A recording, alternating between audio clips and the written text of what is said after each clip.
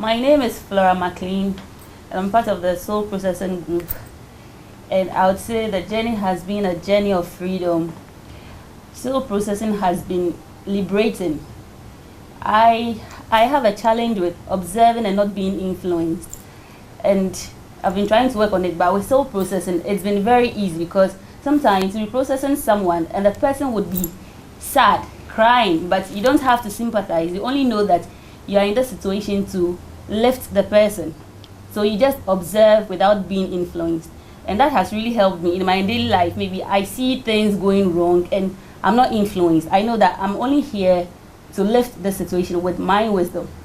And also, with the help of soul processing, I've been able to deal with a feeling I didn't know how to describe. I joined the soul processing to add to my wisdom. But in one of the processing, I realized that I told my partner I have this feeling of, I have stage fright. That's what I said. And processing me, we got to my early age 5, where I was in nursery then, and I was supposed to play a role. And the role was given to a friend. And I was still, I can't do it, so it was given to a friend. So I felt bad, very, very bad. And later, I moved to a different school. That was KG. And this girl, I happened to meet this girl there. And there was a role too for me to play. And I just needed a breath or two to gather confidence to play the role. And the role was just taken away from me and given to this girl, saying that the girl can do it better. I felt very sad, very sad. And I realized that she was a good student. I'm also very good. When you write exams, and I'm to pass her maybe with a mark or two, if she's to pass me too with a mark or two, but she gets all the awards and everything. And it makes me feel like, no, this shouldn't happen. So I stopped talking to her. So I had to create my own group, and she had her own group. So one day we were playing, and my friends were moving. They were just going. One person came that the girl's place is fun. And they were all leaving. And whilst they were leaving, I could feel me failing. Like, I'm a failure. I'm a loser. I'm not successful. I can't do anything to be successful. And it was an evidence because they were leaving. And as they were leaving, I could feel me losing everything. And someone came that I should just come and join them. And I made the decision that, okay, so to be successful or to be accepted, I have to stoop low. And this girl is better than me. So I got angry. I wasn't talking to her. Though I wasn't talking, I was more angry than I used to. But anytime I see her, I get scared and I shrink. Like, I can't talk. But I cover it up with anger, showing forth as pride. And our relationship wasn't really good from that day. So I left the school and came back. I came to meet someone who was almost like her, but I was better than the person. But I realized that since that day, those decisions I made really affected my life. That I'm a failure and I can't do anything to be successful. I can't be successful on my own. I have to be accepted before I can be successful. I remember a time I had to steal, my mommy had a provision shop, she used to sell stationeries. I had to steal 30 erasers from my table so that day they can play with me. But my mother caught me. I wasn't a thief. I'm not a thief.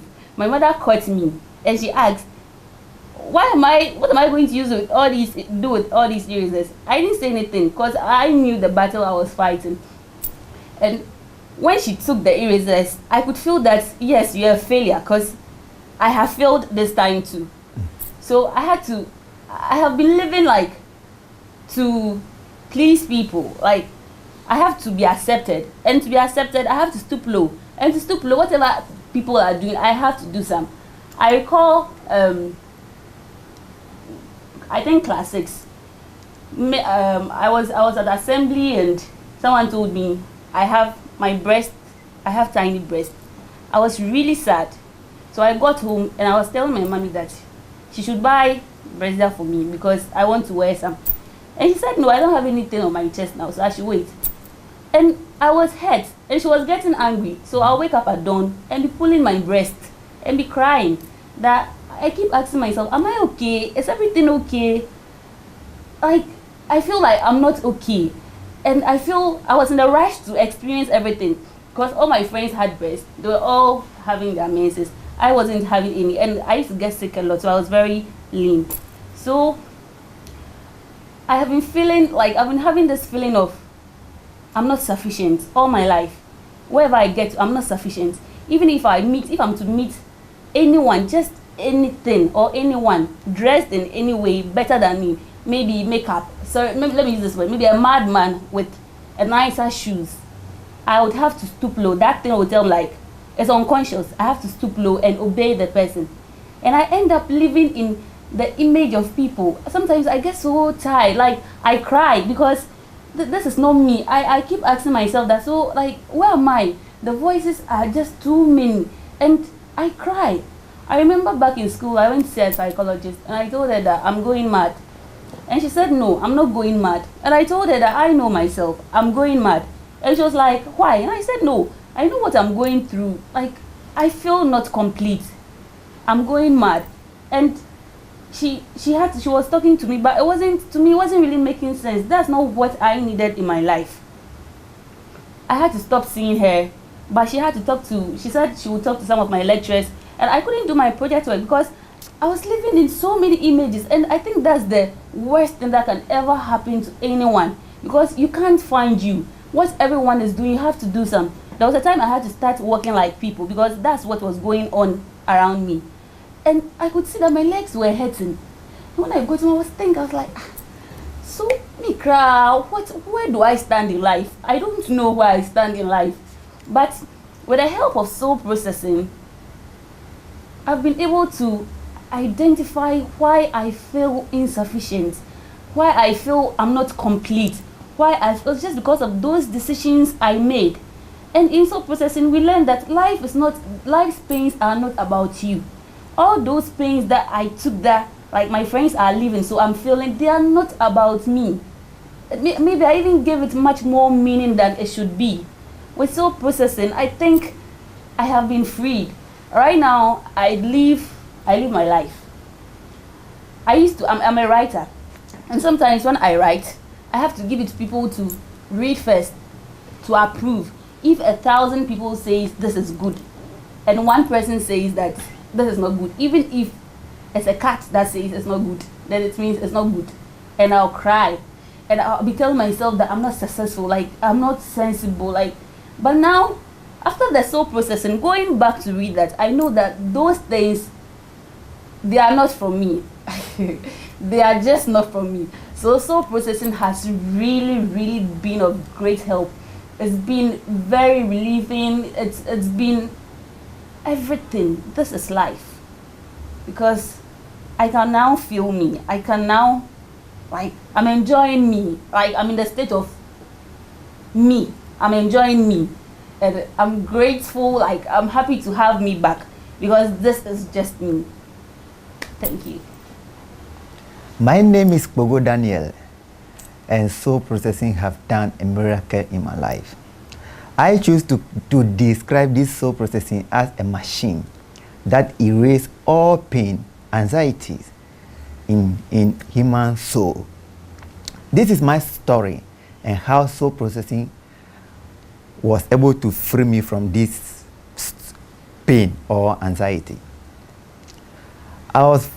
Since from my infancy, my mommy was a trader, so she normally don't have time for me. So she have a family sister who normally take care of me, and that family sister automatically becomes my mother. This family sister find it very difficult to speak our local language. So whenever she want to speak, she will stammering.